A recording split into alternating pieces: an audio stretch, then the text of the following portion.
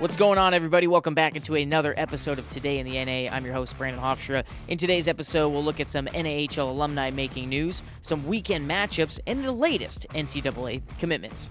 Chippewa Steel and top prospect defenseman Mason Piepenburg announced his commitment to play college hockey in the Big Ten Conference for the University of Wisconsin.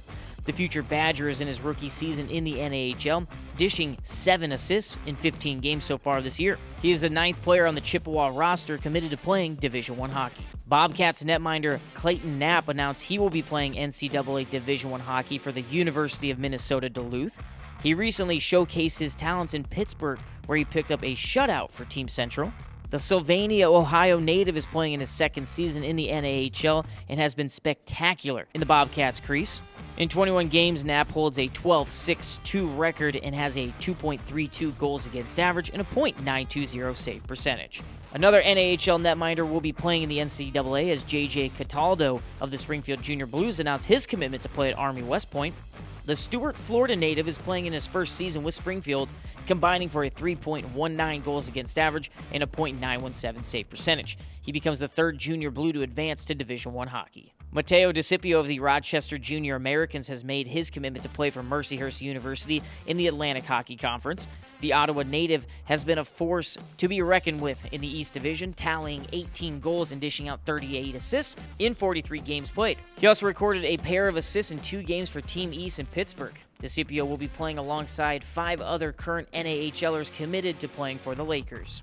And finally, 2024 top prospect and Odessa Jackalope forward Cameron Dunn announced he will be playing in the Hockey East Conference at UMass.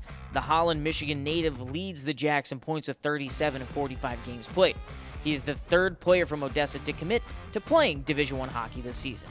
It was another big weekend for NAHL alumni as 3 former Central Division netminders were named semifinalists for the Mike Richter Award.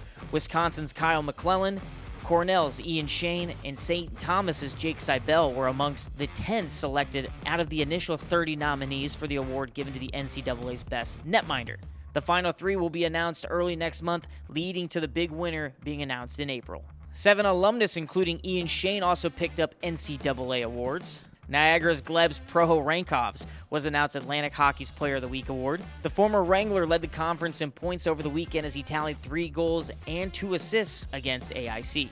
Former NAHLer Adam Fleming secured the CCHA's Forward of the Week award for his dominant performance against Northern Michigan. The Bemidji State winger scored 3 times and dished out an assist to help the Beavers pick up 5 of 6 points against the Wildcats. The sophomore heads into the weekend with 14 points in 29 games played so far this season.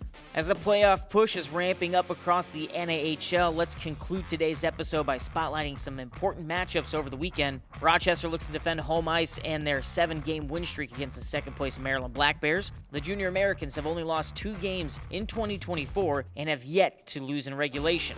The Black Bears have just as much success in the new year, winning 8 of their last 10 games since flipping the calendar to 2024. There's a potential for a double-digit win streak in the Midwest this weekend as the Wendigo head to Janesville for a 2-game series. The 2 squads rekindle facing off last weekend in Eagle River. No one can match up the visitors as of late. They haven't lost in regulation since the 9th of December. The Wendigo hold a commanding 8-point lead against the Jets, who sit second in the division.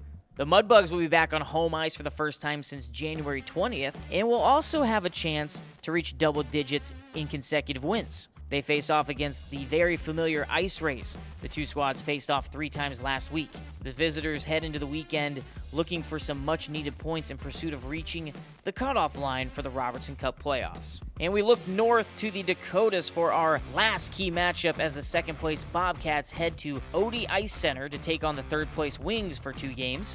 Aberdeen and Bismarck combined for 3 losses in their last 10 games, both sizzling hot and in pursuit of the division-leading Minotauros. The Bobcats have had Aberdeen's number in earlier matchups this year, taking all 4 games they faced off. That'll do it for today's episode. Don't forget you can watch all the games all weekend long, exclusively on NATV, and don't forget to stay up to date with our Facebook, Twitter, YouTube, and Instagram all weekend long as well. Until next week, thanks for watching Today in the NA. I'm Brandon Hofstra.